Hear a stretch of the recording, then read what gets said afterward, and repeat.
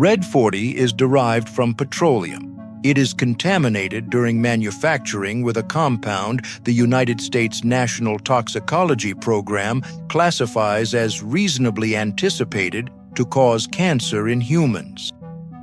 It is in the cereal your child ate this morning. The European Union requires a warning label on every product that contains it. The label reads, "May have an adverse effect on activity and attention in children." The United States does not require that label. A committee voted 8-6 against it. That vote happened in 2011. The people who lobbied hardest against the label spent $3.9 million on federal lobbying that same year. In 2007, a government-funded study published in the Lancet tested 6 of these dyes on 297 children from the general population. Not children diagnosed with anything, not a clinical sample, ordinary children, and found statistically significant increases in hyperactivity in both 3-year-olds and 8 to 9-year-olds. The European Union read that study and acted. The United States read that study and voted 8-6. Here is what that vote produced. Froot Loops sold in the European Union contains carotenes. Froot Loops sold in the United States contains red 40, blue 1, yellow 5, and yellow 6, petroleum-derived synthetic dyes. Same company, same brand name, same cartoon on the box. 2 different bowls for 2 different governments.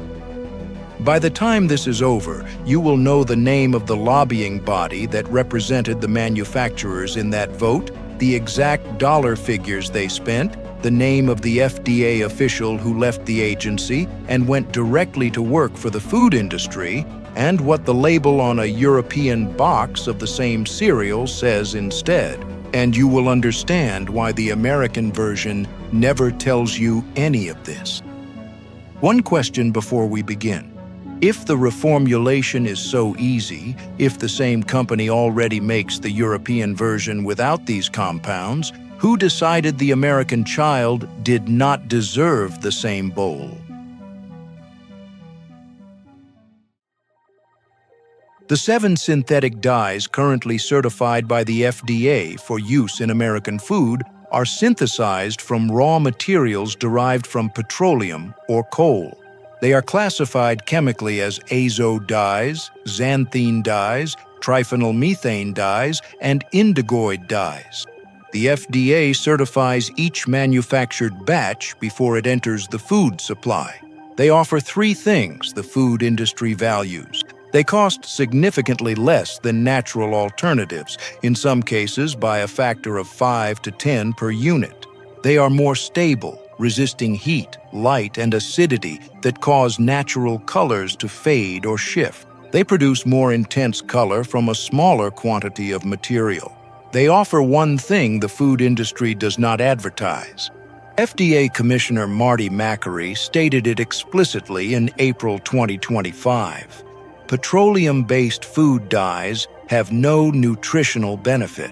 Red 40, the most widely used synthetic dye in the American food supply, has been found to be contaminated during manufacturing with 3 specific compounds: benzidine, 4-nitro-p-cressidine, and p-cressidine.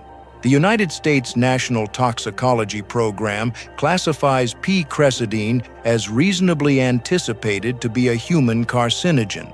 The acceptable daily intake level for Red 40 was set by the FDA in 1981.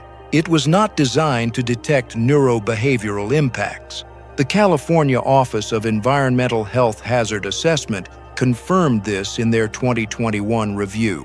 A 2023 study from the University of South Carolina, published in Toxicology Reports, found that Red 40 causes DNA damage in the colon, activates a tumor suppressor pathway, and produces low-grade colonic inflammation in animal subjects over a 10-month chronic exposure period.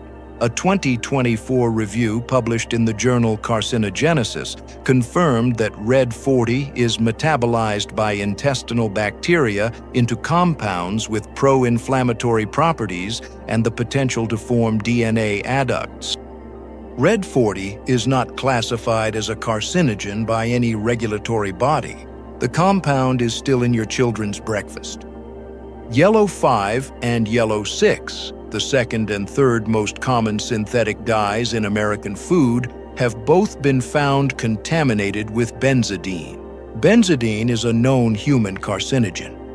These dyes appear in Doritos, Gatorade, Mountain Dew, macaroni and cheese, and the majority of brightly colored breakfast cereals sold in the United States. The average consumption of Red 40 has increased approximately 25-fold since the acceptable daily intake level was established. That level was set in 1981. The science used to set it did not include the neurobehavioral research that now exists. No one has reset the limit. In September 2007, researchers at the University of Southampton published a government-funded trial in the Lancet. Lead researcher Donna McCann recruited 297 children, 3-year-olds and 8 to 9-year-olds, selected from the general population, no prior diagnosis required. The children consumed drinks containing a mixture of 6 synthetic dyes and the preservative sodium benzoate, or a placebo. The study was randomized, double-blind, and placebo-controlled. Behavior was measured by teacher ratings, parent ratings, and computerized attention tests for the older group. Both age groups showed statistically significant increases in hyperactivity after consuming the dye mixture. The European Food Safety Authority reviewed the study and described the evidence as limited, noting some inconsistency between age groups. Then the European Parliament voted to require warning labels on all 6 dyes regardless, because the potential harm involved children and the cost of caution was a sentence on a package, not a ban on a product. The label took effect on July 20, 2010, under Article 24 of Regulation 1333 of 2008. Before that label existed, the 6 dyes appeared in approximately 3% of food and beverage products sold in the European Union. Within 4 years of the label taking effect, that figure had fallen below 0.5%. By 2015, it reached 0.25%. The manufacturers did not wait for a ban. They reformulated voluntarily, because a warning label on a product marketed to children is a commercial liability that costs less to eliminate than to carry. The United States Food and Drug Administration convened its Food Advisory Committee on March 30th and 31, 2011. 14 members. The committee voted 13-1 that more research was needed. It voted 8-6 against recommending a warning label. The Grocery Manufacturers Association, the lobbying body representing Kellogg's, Mars, General Mills, and hundreds of other food manufacturers, spent $3.9 million on federal lobbying in 2011. Between 2004 and 2013, the organization spent $38.9 million lobbying Congress and federal officials. In 2013, 32 of its 38 registered lobbyists were former legislative or executive branch staffers. One of those lobbyists was a 25-year veteran of the FDA who had served as director of the FDA's Center for Food Safety and Applied Nutrition, the exact division responsible for evaluating color additives. He left the agency. He joined the law firm Hogan Lovells. His official biography states that he uses his insider knowledge to help food companies and trade associations navigate complex regulations and work effectively with the FDA. Records obtained through the Freedom of Information Act show that he represented the Grocery Manufacturers Association in meetings with FDA officials in April 2011. That was 5 weeks after the 8-6 vote. the Grocery Manufacturers Association released a statement following the committee's decision. All of the major safety bodies globally have reviewed the available science and have determined that there is no demonstrable link between artificial food colors and hyperactivity among children. The warning label the United States chose not to require has been mandatory in Europe since July 20, 2010. Who paid for the studies the FDA used to set the 1981 acceptable daily intake limits? Skittles sold in the United States contain red 40, yellow 5, yellow 6, and blue 1. Skittles sold in Europe are colored with paprika extract for red and orange tones and black carrot juice for purple tones. Same candy, same format, same brand. The colors are slightly softer. The manufacturing process is different. The regulatory environment required it. M&Ms sold in the United States contain multiple synthetic dyes. M&Ms sold in certain European markets use spirulina extract and beet juice. Mars, the manufacturer, reformulated for Europe and did not reformulate for the United States. Doritos sold in the United States contain red 40, blue 1, and yellow 5.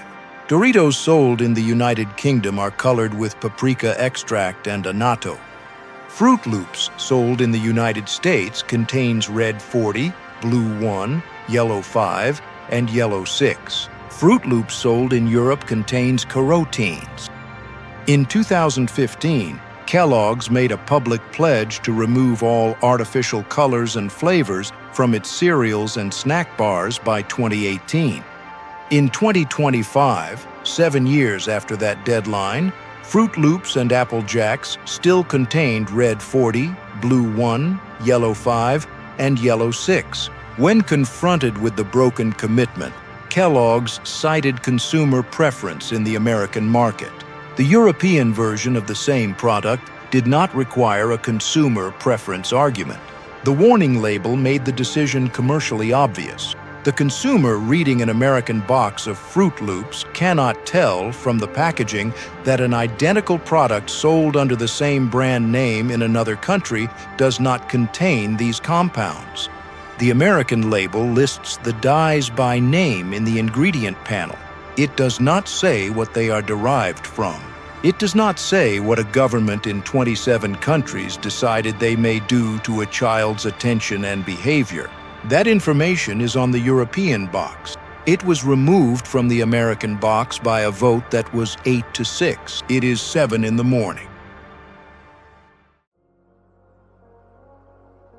You are standing in a kitchen in the United States. The box on the counter is the same one that has been on American counters for decades. Bright, primary colored, designed specifically for the visual cortex of a child under 10.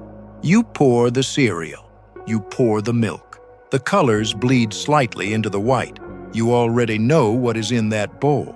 You read the label 2 weeks ago in a grocery store aisle 30 seconds before you put the box back on the shelf and picked up the one next to it, the one with the shorter ingredient list, the one that did not contain a petroleum derivative that would require a warning label in Germany, France, Italy, Spain, and 22 other countries. Your child eats. The bowl is less vivid than the other bowl would have been. The colors are softer. No electric blue, no fluorescent yellow. Outside, the neighbor's children are eating the other bowl. Their parents did not read the label. There was no reason they would have. No warning required it. No committee insisted on it. 8 people voted that the information was not necessary. You do not feel superior. You feel something quieter than that. Informed. The Environmental Working Group maintains a publicly searchable database called Skin Deep and a separate food scores database that rates products by ingredient risk. Both are free. The food scores database flags synthetic dyes by name in every product it indexes and identifies natural alternatives in the same category. Searching your child's cereal takes 45 seconds. In March 2025, West Virginia became the first state to pass a comprehensive ban on 7 synthetic dyes. The ban applies to school nutrition programs from August 2025 and to all food sold in the state from January 1st, 2028. The synthetic color industry filed a legal challenge immediately. The case is active in court. California's School Food Safety Act, signed in the fall of 2024, banned 6 synthetic dyes from food served in public school cafeterias. Texas passed a law requiring warning labels on foods containing any of more than 40 dyes or additives starting in 2027. Louisiana followed. Arizona, Delaware, Tennessee, Utah, and Virginia each passed legislation restricting synthetic dyes from school food. At the state level, what the federal committee refused to do in 2011 is being done in pieces, one legislature at a time. The FDA banned Red 3 in January 2025. Red 3 has been documented to cause thyroid tumors in rats since the 1980s. The FDA used that same evidence to ban Red 3 from cosmetics in 1990. It took 35 additional years to apply the reasoning to food. The remaining 6 widely used synthetic dyes are still federally approved for use in food. In April 2025, the FDA announced it was working with the industry toward voluntary elimination by the end of 2026. There is no formal regulation attached to that announcement, no penalty for non-compliance, no legally binding agreement. What you can do before that deadline arrives is what European consumers have been doing since July 20, 2010.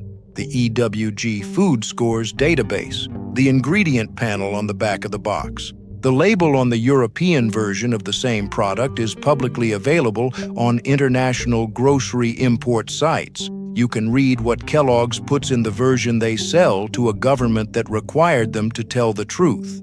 The information exists. It was not hidden behind a paywall or a research institution. It was hidden behind a vote.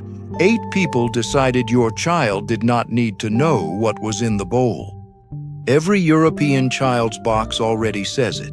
10 years from now, the parents who read the label will have children who grew up without the petroleum-derived compounds that the same manufacturers already removed from their European products.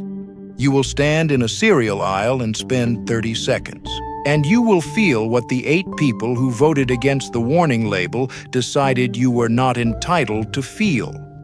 If this opens something for you, if you can see yourself in that aisle, reading that label, making a different choice, subscribe.